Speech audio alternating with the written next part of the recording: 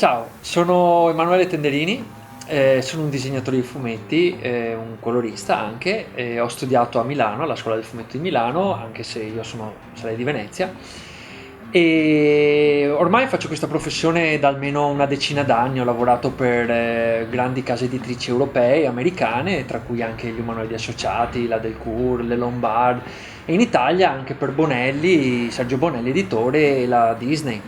Ciao a tutti, sono Linda Cavallini, io sono un'illustratrice, ormai da 5-6 anni, lavoro nel campo dell'illustrazione per l'infanzia. Io disegno da quando ho memoria, da che sono piccolissima. L'idea di Lumina, del progetto Lumina, nasce più o meno 2 anni fa. Io e Linda eravamo sull'aereo per Parigi, stavamo andando ad una mostra di Möbius e stavo parlando con Linda riguardo la volontà di creare un progetto un po' di sfogo, un progetto pop, frizzante, colorato. L'idea è venuta da lui. Lui mi ha proposto facciamo un qualcosa di fantastico, di pop, di mai visto, di eccezionale. E io non mi ricordo effettivamente le parole, il discorso preciso che ha fatto, però mi ricordo colore, cioè giuro, è così. E subito, cioè, dentro di me ho pensato, beh, diamoci un contegno, non diciamo subito sì, ma dentro pensavo sì, sì, sì, sì, sì, questo. Una delle più grosse e importanti ispirazioni che ho avuto per quanto riguarda lo sviluppo del progetto Lumina fu un documentario che vidi appunto un paio d'anni fa che parlava dei fenicotteri rosa, un documentario della Disney.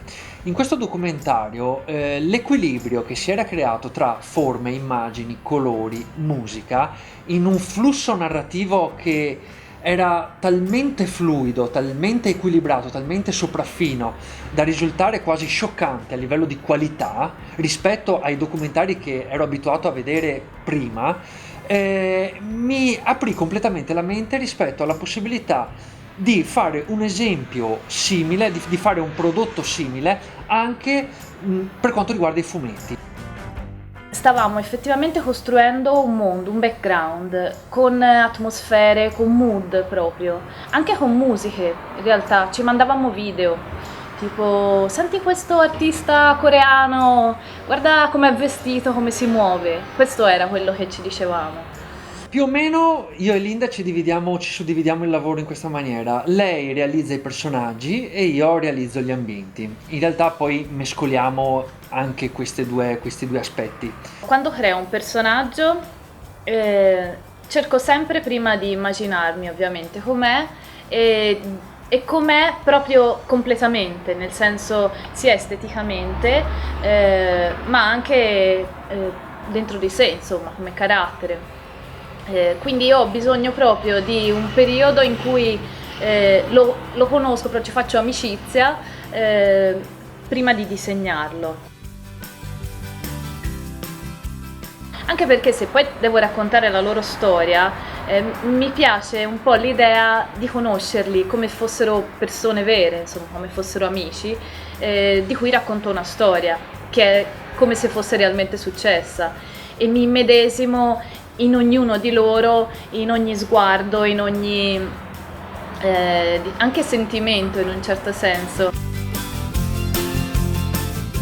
Quando si lavora con un editore su progetti simili, si ha sempre l'impressione che ci sia un filtro insormontabile, cioè qualsiasi nuova idea che tu possa avere riguardo la storia, riguardo il progetto che stai sviluppando, l'editore te la filtra sempre con questa frase, ma forse il pubblico non riesce a capire, non riuscirà a capire questa tua idea, forse al pubblico non piace, forse il target di riferimento non è quello giusto. Io e Linda con Lumina volevamo credere alla possibilità che il pubblico, il target, in realtà sia in grado di capire qualsiasi genere di storia, qualsiasi idea, se ovviamente raccontata in un certo modo.